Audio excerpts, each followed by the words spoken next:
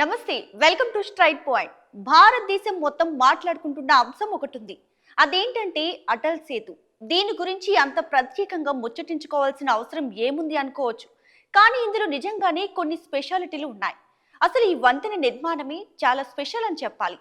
ఎందుకంటే ఇది నిర్మించింది నది మీద కాదు, దీనిని సముద్రం మీద నిర్మించారు. అవునా? ఎక్కడ నిర్మించారు, ఎలా నిర్మించారని అనుకుంటున్నారా? అయితే ఏ మాత్రం లేట్ చేయకుండా ఈ స్టోరీలోకి వెళ్ళిపోదాం. ఈ వంతెనను మహారాష్ట్ర రాజధాని ముంబైలో నిర్మించారు. భారత సర్కార్ అత్యంత ప్రతిష్టాత్మకంగా చేపట్టి పూర్తి చేసిన నిర్మాణం ఇది. ఇది ఒకటి కాదు, రెండు కాదు, ఏకంగా 22 కిలోమీటర్ల పొడవు ఉంటుంది. ఈ వంతెన ముంబై నగరాన్ని నవీ ముంబైను కలుపుతుంది. మామూలుగా అయితే ముంబై నుండి నవీ ముంబైకి వెళ్ళడానికి పట్టే సమయం 2 గంటలు. కానీ ఈ వంతెన నిర్మాణం పూర్తవడం వల్ల 20 నిమిషాల్లోనే ఆ దూరాన్ని చేరుకోగలుగుతారు.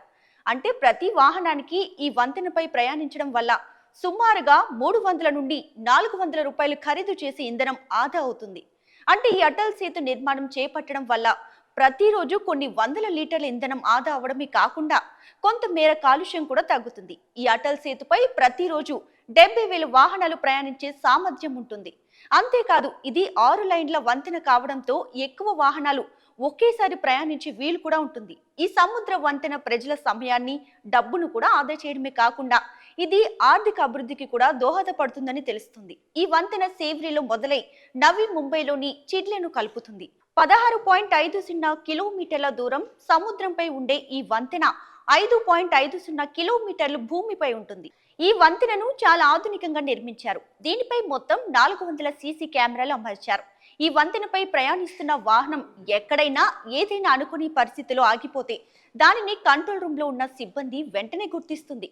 ఇక శీతాకాలంలో ఇక్కడికి వచ్చే ఫ్లెమింగో పక్షులను దృష్టిలో పెట్టుకొని వంతెనకు ఒక వైపున సౌండ్ బారియర్ ని ఏర్పాటు చేశారు.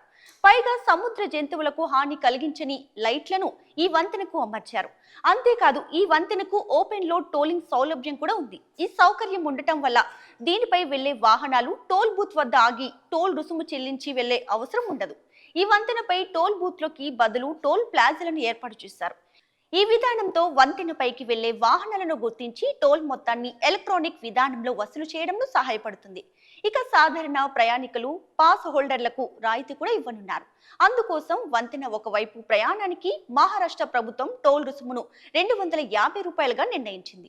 ఈ వంతెన ప్రారంభించడం వల్ల చాలా లాభదాయకంగా మారనుంది. ఈ అటల్ సేతు నవీ ముంబై అంతర్జాతీయ విమానాశ్రయం, ధమని Mumbai Pune expressway, JNPT port, Mumbai Goa highway మధ్య ప్రయాణం పెరుగుతుంది. ఇప్పటి వరకు ముంబైలో ఉత్తరం నుండి దక్షిణం వైపు నడుస్తున్న ప్రయాణ సరళిని ఇక మీదట దక్షిణం వైపు నుండి ఉత్తరం వైపుకి మార్చేయబోతుంది. అయితే ఈ వంతెనపై వాహనాలు ఎలా పడితే అలా ప్రయాణించడానికి వీల్లేదు. ముంబై పోలీసులు కొన్ని నియమాలు, నిబంధనలు పెట్టారు. వాటిని వాహనదారులు తప్పక పాటించాల్సిందే. 4 వీల్ వెహికల్స్ కు మాక్సిమం స్పీడ్ 100 km/h గా నిర్ణయించారు. ఈ 100 కిలోమీటర్లు వేగం మించకూడని వాహనాల్లో కార్లు, టాక్సీలు, మినీ బస్సులు, 2 యాక్సిల్స్ బస్సులు ఉంటాయి. పైగా ఈ వాహనాలు బ్రిడ్జి ఎక్కే సమయంలో, అలాగే దిగే సమయంలో 40 కిలోమీటర్ల వేగాన్ని దాటకూడదు. అయితే ముంబై వైపు ప్రయాణించే multi axle vehicles, heavy vehicles తూర్పు ఫ్రీవేలోకి రావడానికి అనుమతి ఉండదు. ఒక ముఖ్యమైన విషయం ఏంటంటే ఈ వంతెనపైకి ట్రాక్టర్లు, మోటార్ సైకిళ్లు, మోపెడ్లు, లోనాలు, 3 చక్రాల వాహనాలు అంటే రిక్షాలు, ఆటోలు, అలాగే జంతువులతో నడిచే వాహనాలు అంటే ఎడ్ల బండులు, గుర్రపు జట్కాలు ప్రయాణించడానికి అనుమతి లేదు. ఈ వంతెన నిర్మాణానికి ప్రధాని మోదీ 2016లో శంకుస్థాపన చేశారు. దీని నిర్మాణ వ్యయం 17,840 కోట్ల రూపాయలు. ప్రధానమంత్రి ముఖ్య అతిథిగా హాజరై దీనిని ప్రారంభించారు. ప్రస్తుతం ఈ అటల్ సేతు యొక్క ఉపయోగం మనకు 50% మాత్రమే కనిపిస్తుంది. కానీ సెవ్రీ వడ్లీ ఎలివేటెడ్ కారిడార్, మోటార్వేతో ప్రతిపాదించిన Chirle Palaspe project, Navi Mumbai international airport, Eastern Freeway, Marine Drive tunnel వంటి అన్ని ప్రాజెక్టుల పనులు పూర్తయితే గనక ఈ అటల్ సేతు యొక్క పూర్తి స్థాయి ఉపయోగాన్ని మనం చేసిన వాళ్ళం అవుతాం. కాబట్టి దీని వల్ల ఎంత ఉపయోగం ఉందో అర్థం చేసుకోవచ్చు. పెద్ద పెద్ద భవనాలు, పొడవైన వంతెనలు కట్టిన ప్రభుత్వంగా గుర్తింపు దక్కించుకోవడానికి మాత్రమే అయితే బీజేపీ సర్కార్ దీన్ని నిర్మించలేదని అర్థం చేసుకోవచ్చు. అయితే ప్రపంచంలోని సముద్రంపై నిర్మించిన అతి పొడవైన వంతెన మాత్రమే ఇది కాదు. చైనా అత్యంత పొడవైన వంతెనను నిర్మించి తన ఖాతాలో ఈ రికార్డు వేసుకుంది. చైనా, హాంకాంగ్, మకావులను కలుపుతుంది ఈ వంతెన.